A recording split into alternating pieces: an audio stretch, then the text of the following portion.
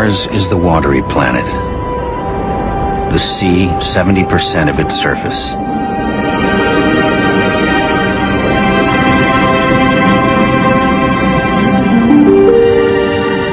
From our beginnings, we prospered off the sea. We fished it, traveled it, built our communities and lives around it. It was a gift, a bounty we would never be far from, for all our days. The sea is the perfect example of nature's generosity. It seems to be willing to feed us for free, forever.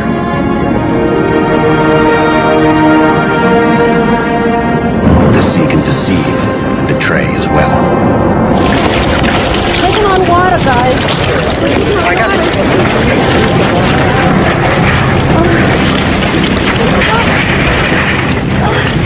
Look out, you guys. Go in this place. Push the water in, don't do that. Push the water in, don't do that. The seabed is littered with shipwrecks. Even the earliest mariners knew full well that this might be their ultimate destination. Okay, there's the smoke flare. I don't think he's... Take it easy, guys. Okay. Take it easy. Let's not get Please, we're rocking the boat. Please don't rock this. Yeah, I can't hear you. Is there somebody that they're sending? Mayday! Mayday!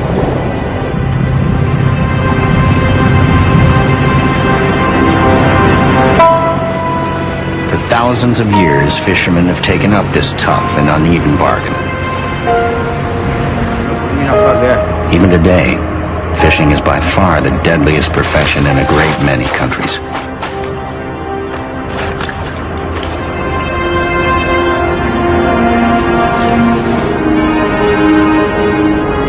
The Isle of Whithorn on the Irish Sea.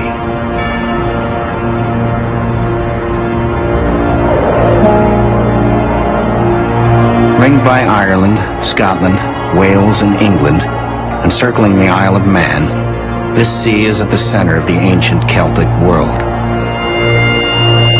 Creator of heaven and earth, ruler of all things in sky and sea.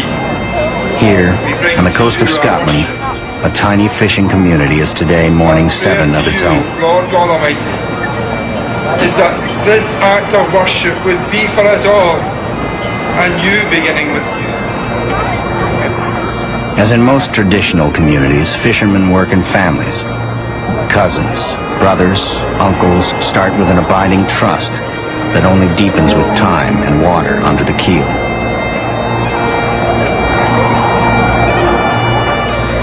But when ships go down, families are lost with them.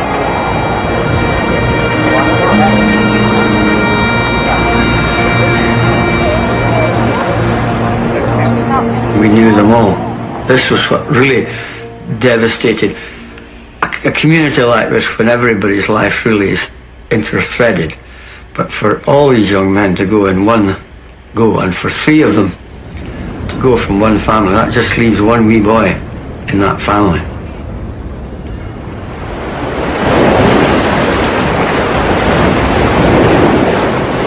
The Irish Sea can be savage and unpredictable.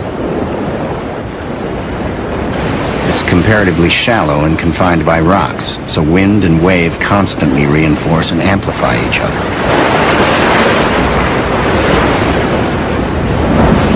So it's a hell of a place to be caught out. If you're caught out in bad weather, well, you have to try and get back home as soon as possible, because once it starts going bad, it really gets bad. Really nasty. Not a place to be caught out on. This is Liverpool Coast Guard. Liverpool Coast Guard. But people did get caught out one night in January 2000. Heading for Ramsey, Isle of Man. The harbor of Douglas on the Isle of Man. Date and time group 111901 UTC. A scallop boat called the Solway Harvester has suddenly and inexplicably vanished.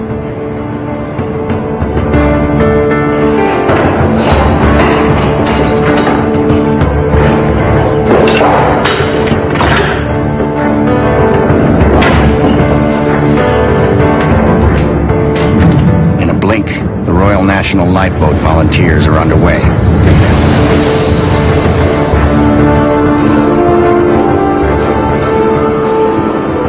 The thin pinging of the Solway's emergency locator is all they have to go on. As if a heartbeat is all that remains of a friend.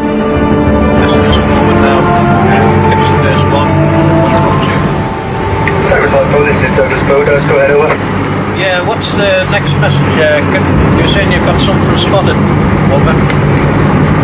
Life raft. But on this night, the rescuers are defeated. 2 life raft cases, unopened, remain to tell the tale of the Solway. West. Over.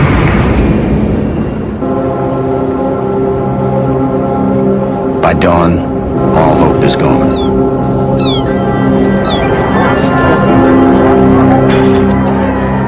It's all so familiar, as if it's a recurring nightmare. Even so, everyone has a theory about its cause.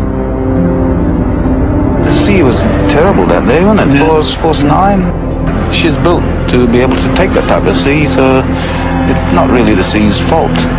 It's the problems are within the boat itself. Even after the Solway is salvaged from a depth of 130 feet, there are no easy answers. People want to know why. Next time it could be them.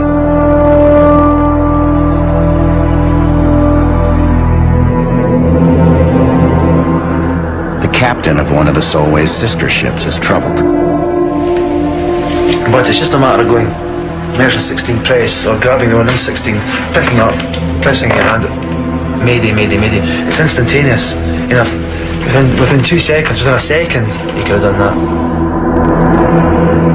Somehow, that call was never made.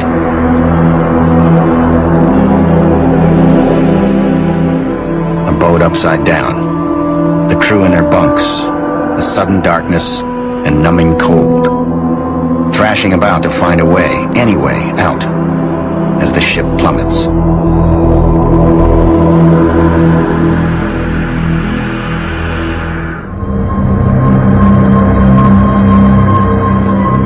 When a ship is lost at sea, it's usually gone forever. The recovery of the Solway Harvester is a break with tradition. It holds the promise of learning how a modern ship could sink without so much as a mayday. But until the investigation is finished, the people of the Isle of Whithorn can only wonder.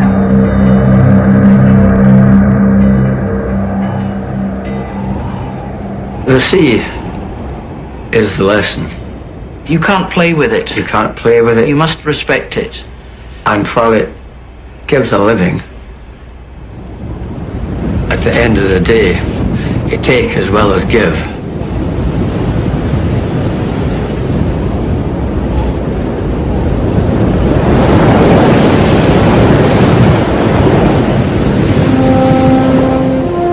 Every sea takes, but some more than others.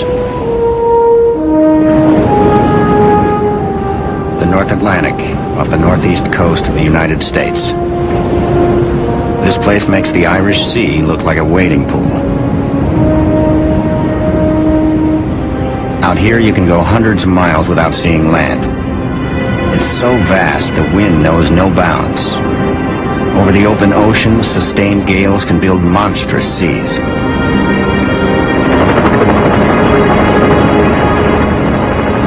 It's a temperamental place where ships and lives are repeatedly lost.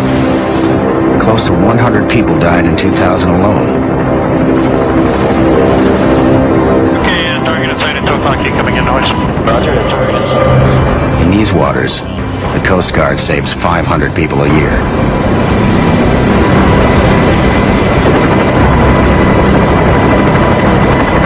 Short right, hold, basket is in the water. By sheer luck, by the grace of God, I got into this job. Luckily, I get to go out and save people. And that's what the epitome of any coastie is. Anybody in the Coast Guard is to go out and save somebody that's in trouble. Starting left hand, I have a pickup signal. Back up It's about the closest you're going to get to feeling like a superhero. So it's not you just kind of show up, do it, and go home. It really does define like how you feel, how you carry yourself, and the confidence that you have as a person. One of them could not swim, and you've heard of the expression, give the shirt off your back. I gave him my life vest off my back. Put the ready 60 on the line, put the ready 60 on the line. The clock starts as soon as the call comes in. Fishing vessel taking on water. Either you get there fast or there may be no one to rescue. POV, now, put the ready 60 on the line. I think 3 of them are survival suits, and have already entered the water. I don't know the status of the other 2. Okay. You don't calculate the odds, you just go. Guys, we got a... The worst thing that I hate to hear when the SAR alarm goes off is people in the water, especially when nobody really knows exactly where they are. A person fell off the boat 3 hours ago. Well, what kind of search pattern is that? You're basically looking for somebody's head. You're not going to see their body. You're just going to see their head float in the water. And it's more, not so much the needle in a haystack, it's the head of a needle in a haystack is what you're looking for. For centuries, when lives were lost out here, it often happened on the great mid-ocean shallows known as the Georges Bank and the Grand Banks.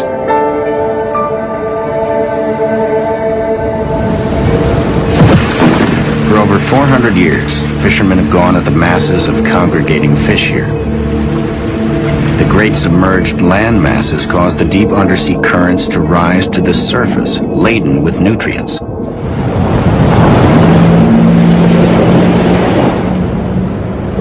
The shallow waters that made the fishing easy can be whipped to a frenzy when the rough weather blows in. Over these banks, and well beyond them, the mighty Atlantic swells and roars. It's definitely brutal. Some days you get your windows where it's nice, but on a general rule of thumb, it's horrifying to miserable. And it's worse. I mean, this is the area where the perfect storm developed. They always hear about nor'easters, you know, when the wind comes out of the northeast here to New England. So it can be very treacherous.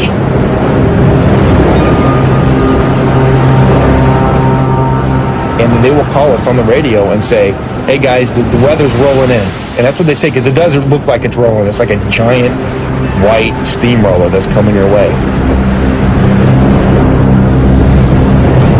But it's not just the weather.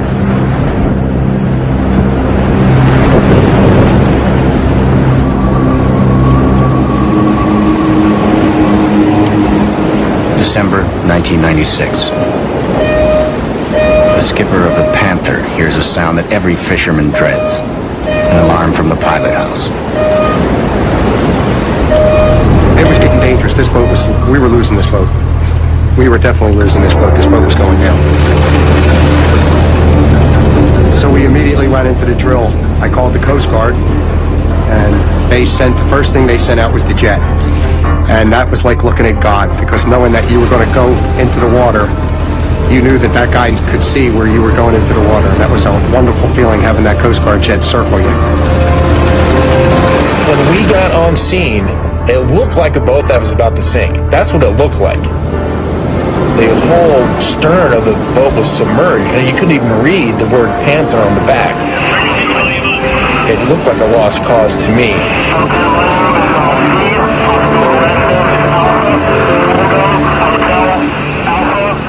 As the ship foundered, 3 of the Panther's crewmen were airlifted off. But the captain had something else in mind.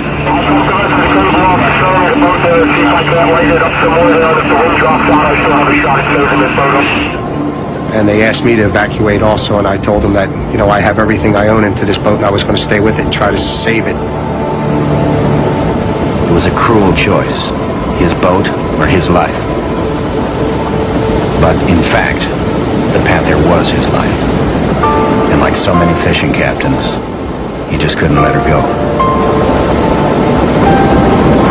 The captain of his boat, I look at him as the president of his own nation. He has his people, he has his island, and he has what his little boat stands for. He doesn't want to see his island fail. He doesn't want to see it sink in the ocean, and he doesn't want anybody on board his boat get hurt.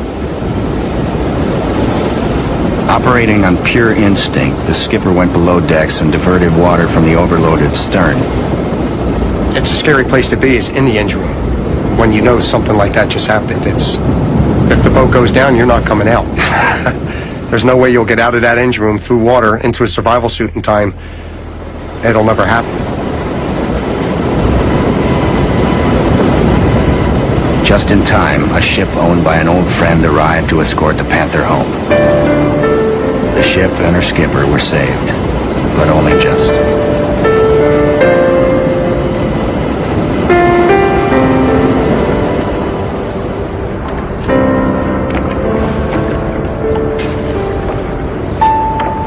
You don't want to see anybody lost. You don't want to see any of the boats lost in town or in any town. It affects you greatly whenever a boat goes down along the East Coast, especially in Maine, as many boats as we lost the last 2 years here. It's a tragedy.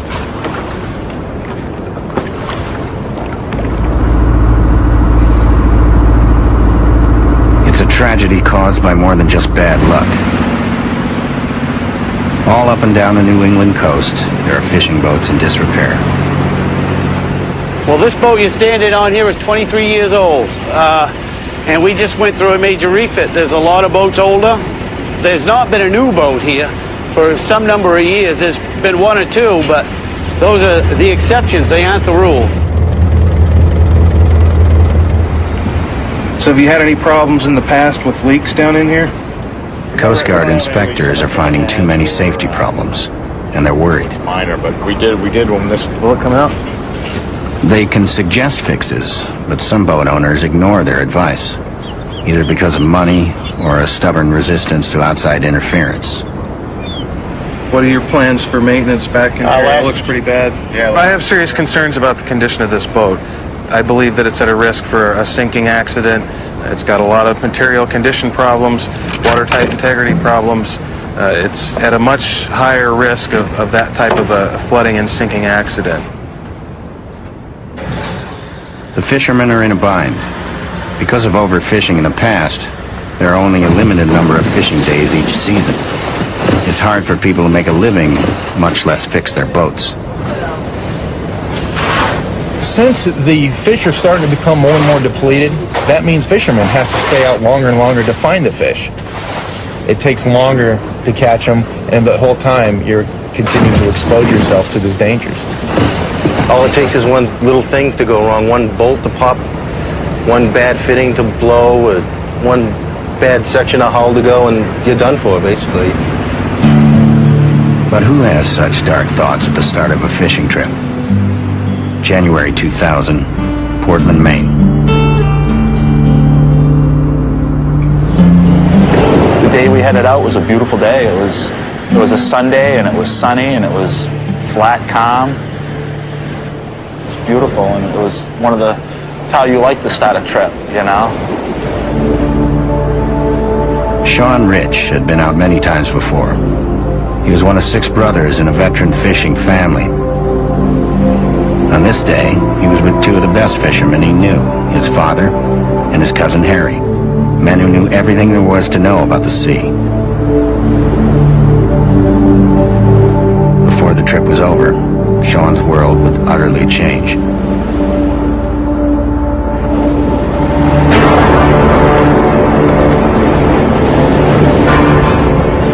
As they start their return to port, the sea begins to boil. They're suddenly trying to outrace a nor'easter. The storm started to intensify.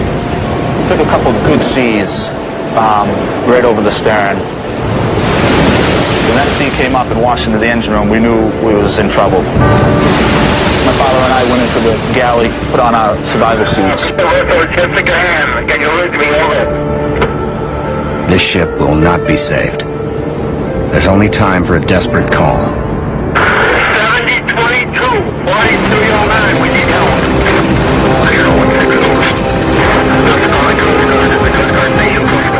90 miles to the south, on Cape Cod, a Coast Guard helicopter begins its response. With 40-knot headwinds, They're at least an hour away. By the time they reach them, the crew may be lost.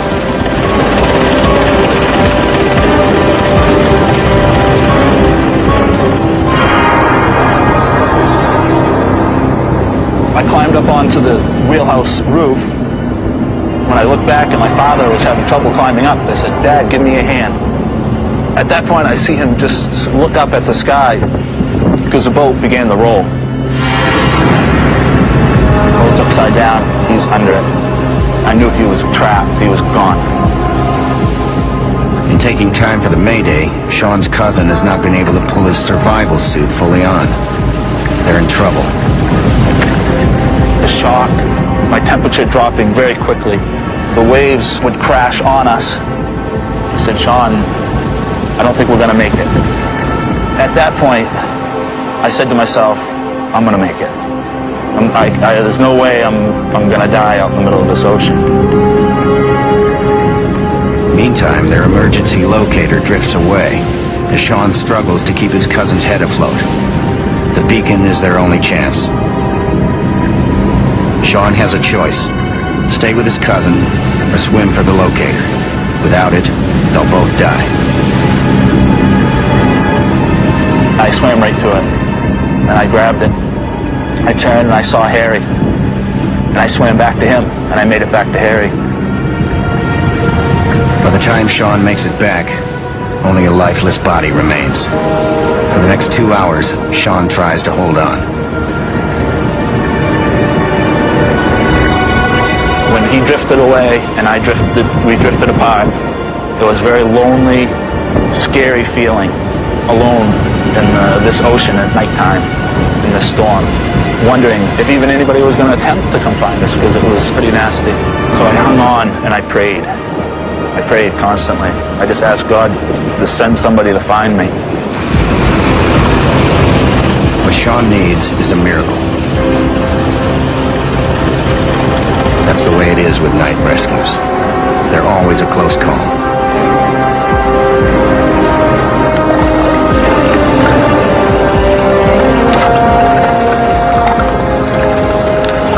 It's so hard to see. The sky is black and the sea is black, so there's no horizon. If it's dark, it's pretty scary.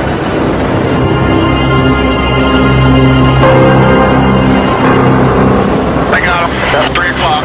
Okay, it looks like one guy. One guy. So Hunter is getting into the basket. Sean's body temperature is dangerously low. Much longer, and he would have been gone.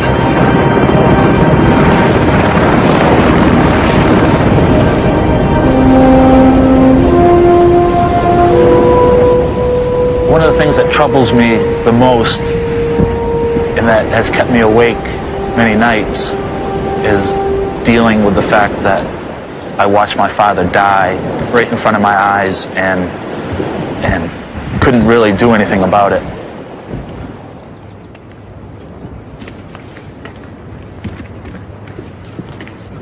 For Sean and for all fishermen, it's not the sea's fault. It's just the way things are. They know their boats are fragile, and that even the best of fishermen can be lost. But for many, this is the way of life they know. It's where they come from. It's where they belong.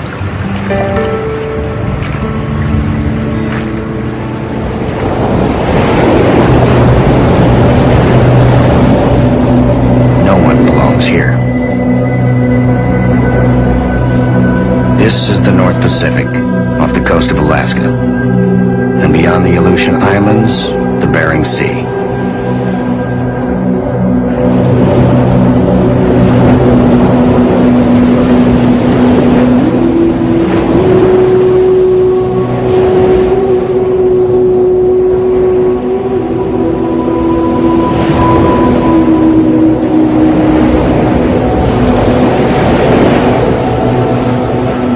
The last place on Earth.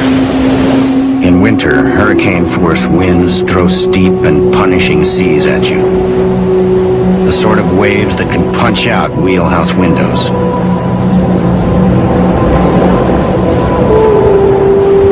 Still, this is where the money is. The Bering Sea harbors a mother lode of crabs. And so the industry thrives through short and furious seasons.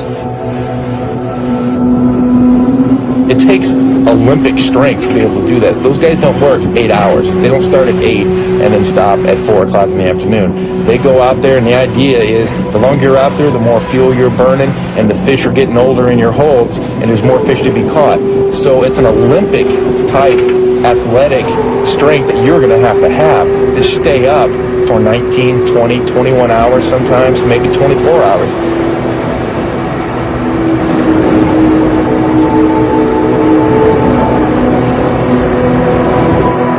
They cope with some of the worst weather on the planet.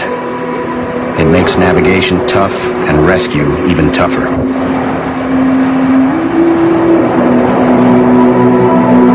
Wave action and being that close to shore even makes the waves start to break. It makes the waves bigger as they close on the shore.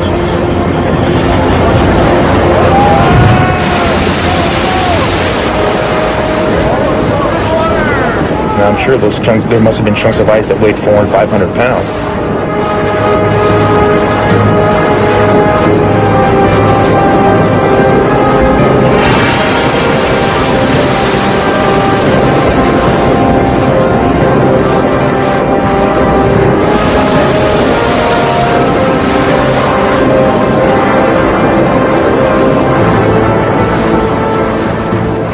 You would never lower your rescue swimmer into that situation because now you have another person.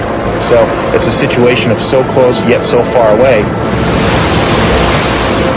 They lower the basket, and now that person has to swim to the basket. And there's nobody to help him do that. And he's going to have to do it in his own power. And it's hard to be in ice in the Bering Sea and have to swim to the basket.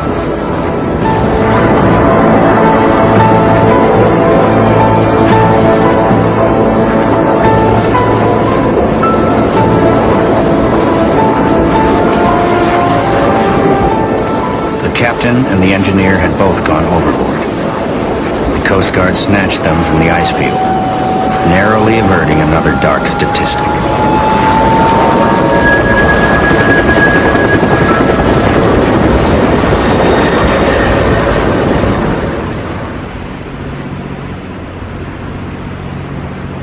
Dutch Harbor, Alaska, the fitting out capital for the crabbing industry. This place is so remote, and this job so otherworldly, that Dutch Harbor has a look of desolation about it. It's like some jumping-off base for deep space on some forlorn moon. A last-ditch glimpse of normalcy before the unpredictability sets in. Attention all mariners, this is the National Weather Service with marine forecast. The outlook calls for southeast winds 30 to 40 knots, seas 15 to 20 feet. Winds will be gale force Saturday, Sunday, and Monday morning. For the Bering Sea offshore. As they fiddle with their crab pots one last time, the fishermen all know what they're headed for. Will their luck hold out? Can they withstand one more roll of the dice? Though Dutch Harbor has seen 1,000 tragedies, one stands out. It's a story almost 20 years old, but one that every fisherman remembers. What went wrong has never quite been sorted out. And as everyone knows, unresolved tales are by far the most haunting.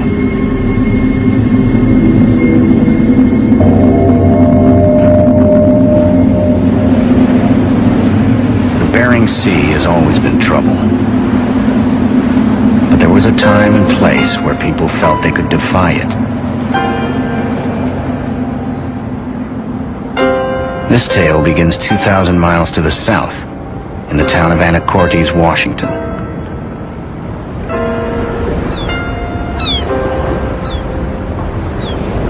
For years, the people of Anacortes fished the gentle waters of the Puget Sound for salmon. Fathers passed on their trade to their sons. Nobody got rich, but it was a living.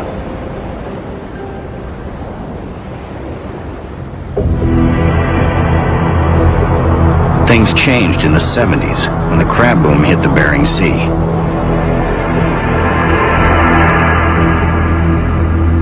Overnight, crab became a multi-million-dollar catch. Crew members came home with $50,000 for a few months' work. Skippers averaged 3 times as much. Crab fever hit Anacortes hard. Young fishermen jumped at the opportunity. After 2 good seasons, Jeff Hendricks had a new appreciation for the riches of the Bering Sea.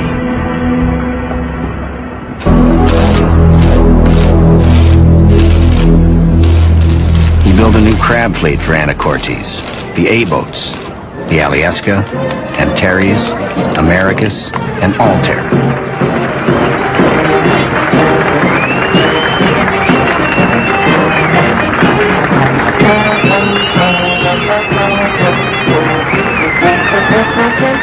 Like little Titanics, they were designed to be unsinkable. Built in the local shipyard and crewed by local boys, they were the pride of Anacortes.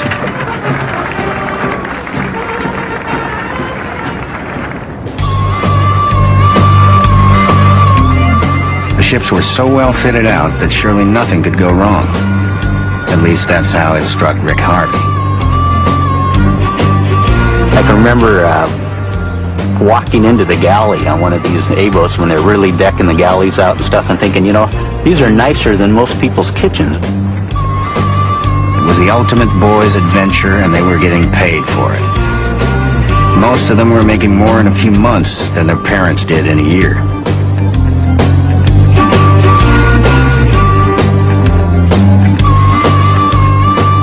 Brian Melvin was only 25, but already he was skipper of an A-boat. Basically, with those boats, you go out and work them 24 hours a day, and if you kept working hard, you were going to have a successful season. 1983. The boys are due to leave Anacortes for the long voyage north and the start of the crab season. At the last minute, Rick Harvey decides not to go. My brother wasn't doing anything at the time, and he had been salmon and herring fishing, so he actually slipped in the spot where I left. So that's how my brother Randy actually ended up on the boat, and to this day I can picture all those guys standing up in the wheelhouse.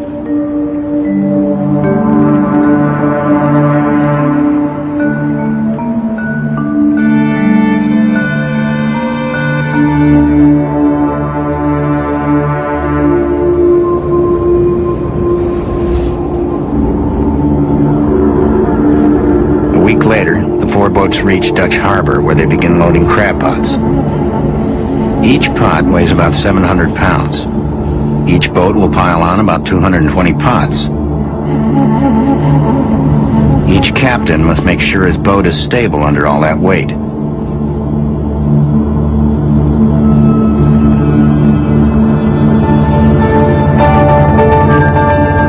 On the morning of St. Valentine's Day, A-boat skipper Brian Melvin overhears something disturbing on the ship to shore. I had the radio down, but I heard it and I turned it up because I didn't know what was going on. And I heard him ask which one of the A-boats were out at sea. So it could be one of the A-boats upside down out of Dutch Harbor. No way an A-boat could be upside down. Brian turns the Alyeska around and steams toward the position of the overturned hull. As if on cue, the sea kicks up.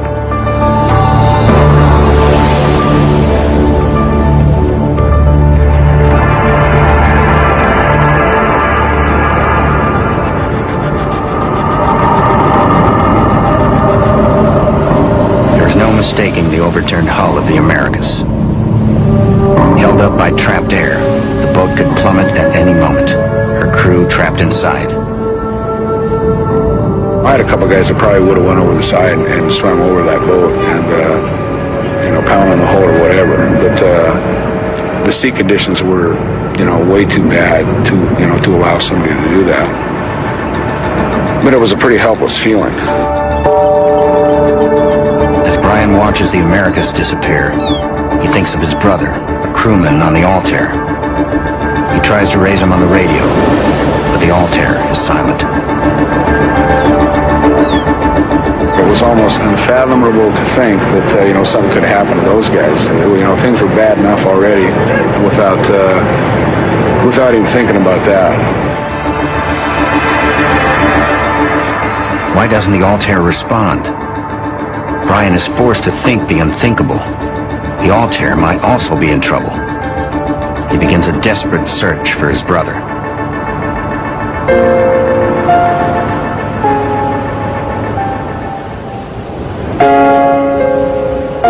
A week goes by, and with it, all hope.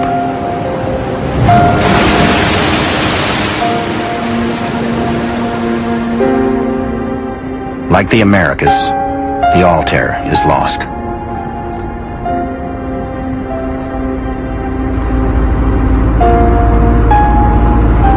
It was tough coming home. I think I knew that when I told my mom and dad I was coming home, that there was probably no hope for my brother,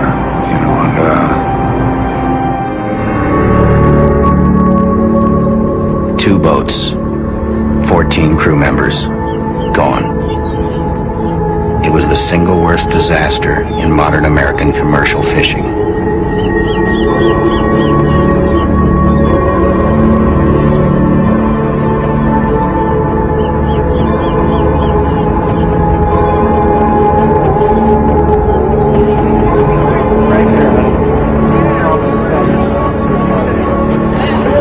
The town's grief was only deepened by the baffling mystery. That's your daddy's first captain. That's your daddy's best friend. Why did it happen? How could 2 boats be lost in calm seas so close to Dutch Harbor?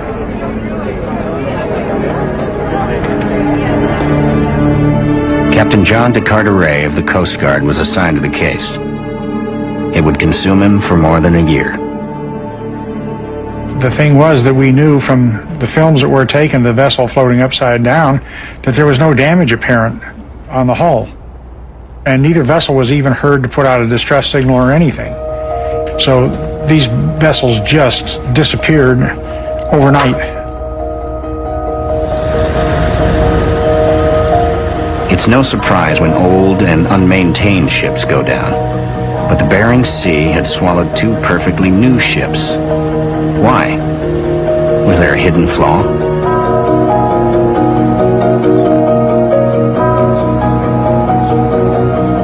Every fishing community has a font of collective wisdom it turns to in times like this. Old men know the sea. Well, the way I had it, saw it, was they loaded these pots on. They were 800 pounds apiece. And they loaded them right even with the top of the house. That boat right there is a picture of it. We saw it roll over in just a second, in not a big sea either. I just thought that boat was way too heavy, on top. I knew 29 catfish. De Carteret suspects they're right, but he has no proof. There you go. There you go. There you go. He calls in Bruce Adey, a stability expert at the University of Washington. As you can see, we have a lead block here that we can move up or down, and with that we can control the center of gravity of the vessel and hence its stability. One way or the other, it's going to... When a boat capsizes, go over, right, like it happens so quickly the crew has no time to call for help. We need to go get it. And it sort of goes... Could this be why the missing A-boats didn't send a mayday? Hundreds of sophisticated tests and calculations later, Adey has no better luck than de Carteret. We were feeling that frustration was really taking over. So we decided we would go back to the shipyard and start all over again.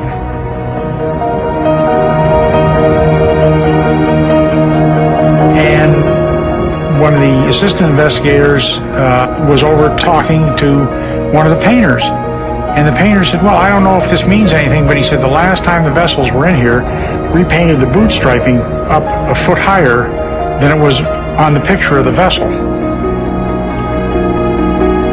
And then bingo, a light went on. Circling the hull, The boot line could show how low a boat is riding in the water, an indication of whether or not it was overloaded. But on a fishing vessel, there were no guidelines for where it should be painted.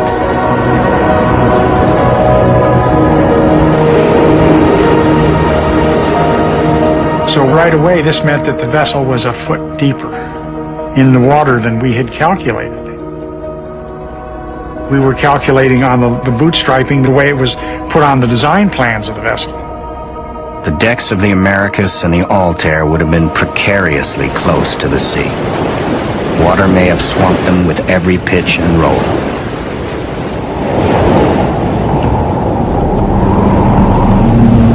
I think they left Dutch Harbor. They probably all, except one person, went to sleep.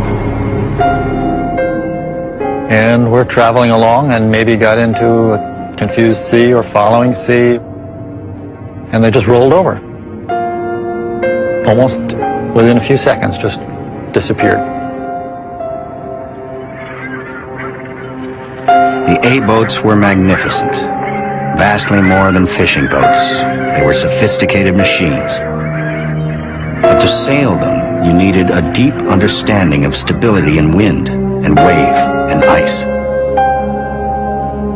In the quest for profit, few captains took the time for training in those days. In the A-boats, technology had come too far, too fast, beyond the ability of man to stay apace. But even after the A-boats went down, people continued to go north for crab.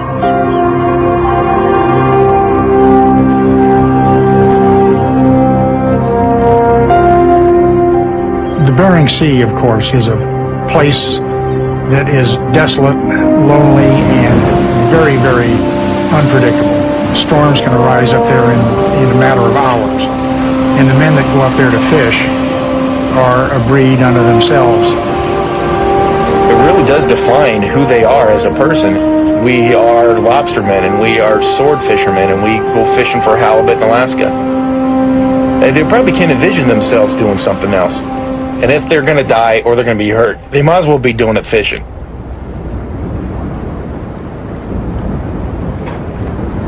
Safety regulations were beefed up in the wake of the A-boat disaster. The Coast Guard now works more closely with fishermen, and deaths have decreased.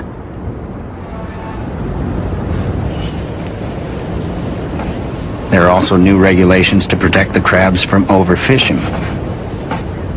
For the fishermen, it means trying to catch a season's worth of crab in less time and still get home alive.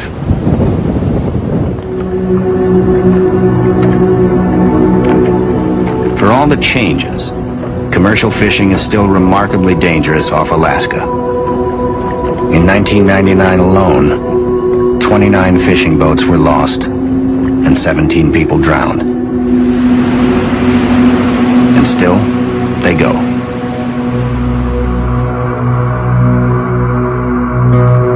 In Portland, Maine, 2000 was a bad year. 3 boats and 5 fishermen were lost. The worst toll in memory. Why do they do it? I think it's just in our blood to do it. I mean, we just wouldn't be complete without being on the water, whether it's inshore lobstering or offshore fishing. It's just, we couldn't be happy behind a desk or in the city or, whatever. It's just who we are.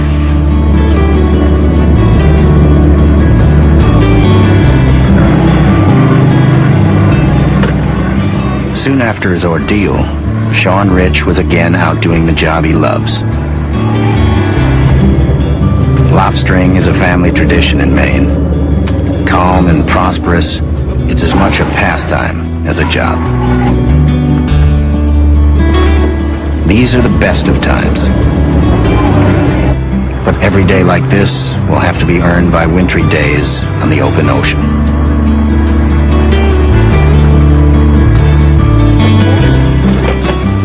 Sean knows it was his survival suit that saved his life. He wants to make sure his brothers have the same chance. It's good to know that we all really love each other, and we just grow and we get stronger. We get stronger and closer as brothers, and it's nice. It's nice having a big, strong family. I can't stand up! Get on your back now.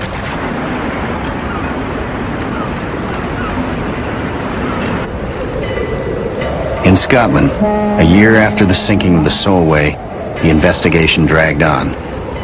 Tantalizing clues pointed to technical problems, like a missing hatch cover. But there were no final answers, and no one to blame.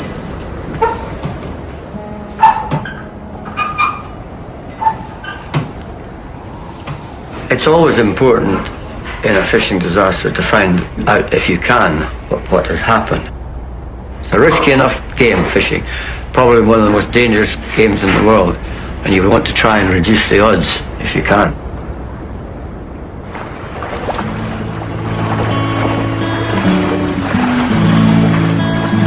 No one has forgotten the loss of the Solway harvester. But today, a new generation is learning to cope with the winds and the waves. Pull it in again. Keep looking in front of you. At the local sailing school, they're putting the tragedy behind them. Just shortly after that accident, I wondered whether it was right that I should continue teaching people to go to sea. But when I see the pleasure these young kids get and how much fun they have, then, yeah, I keep going.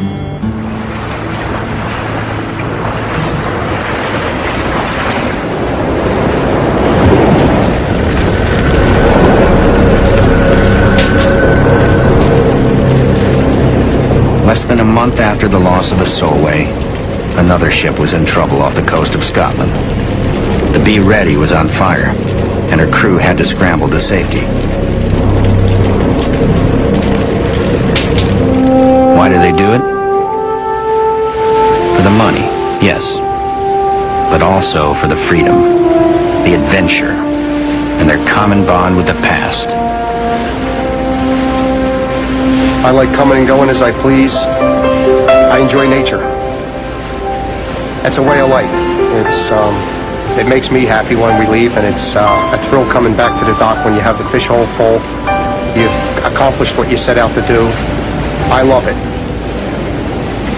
All they ask in return is a chance to survive.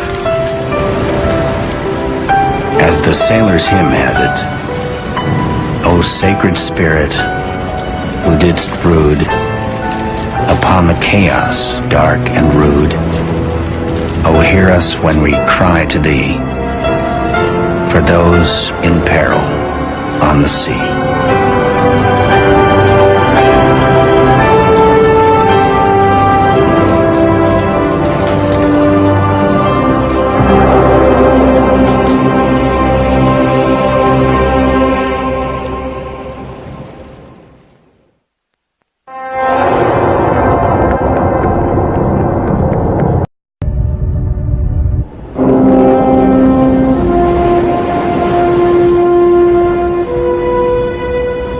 Ours is the watery planet. The sea, 70% of its surface.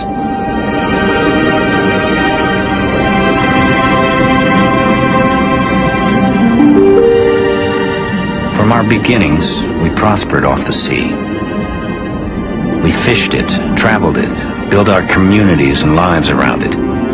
It was a gift, a bounty we would never be far from, for all our days. The sea is the perfect example of nature's generosity. It seems to be willing to feed us for free, forever.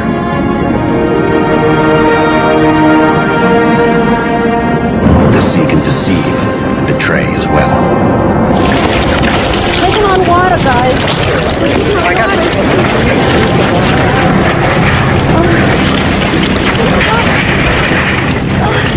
Look out, you guys. I know this place.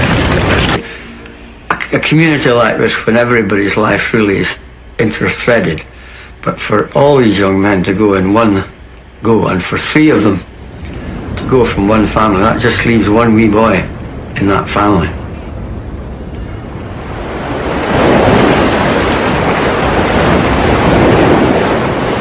The Irish Sea can be savage and unpredictable. It's comparatively shallow and confined by rocks, so wind and wave constantly reinforce and amplify each other.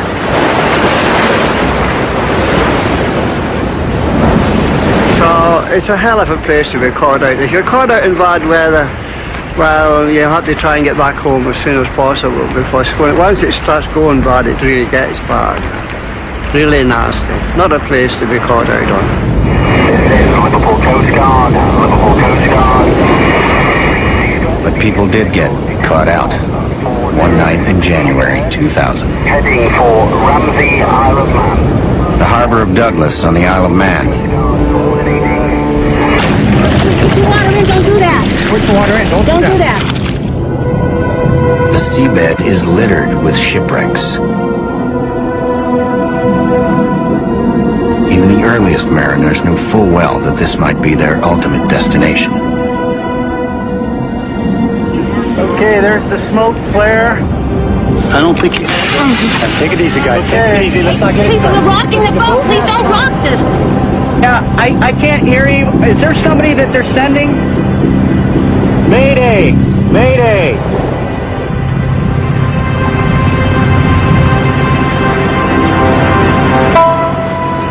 For thousands of years, fishermen have taken up this tough and uneven bargain. Even today, fishing is by far the deadliest profession in a great many countries.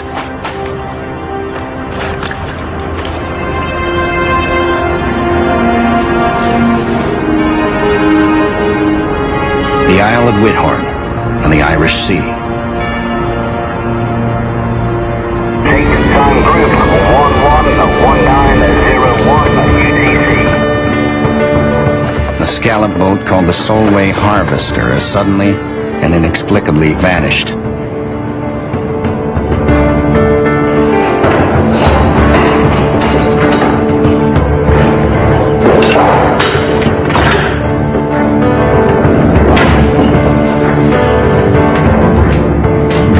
In a blink, the Royal National Lifeboat volunteers are underway.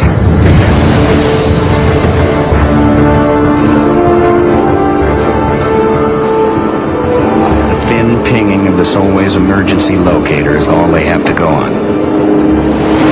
As if a heartbeat is all that remains of a friend.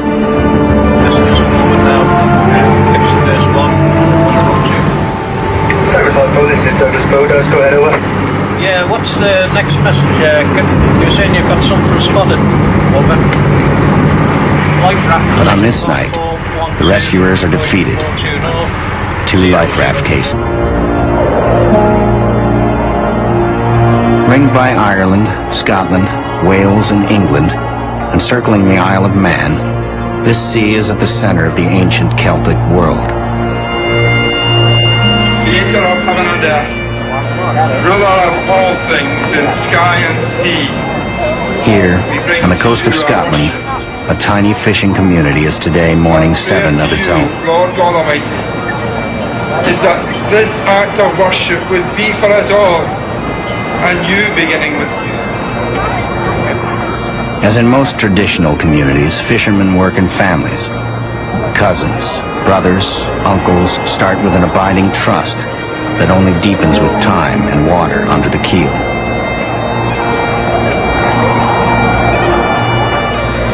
But when ships go down, families are lost with them.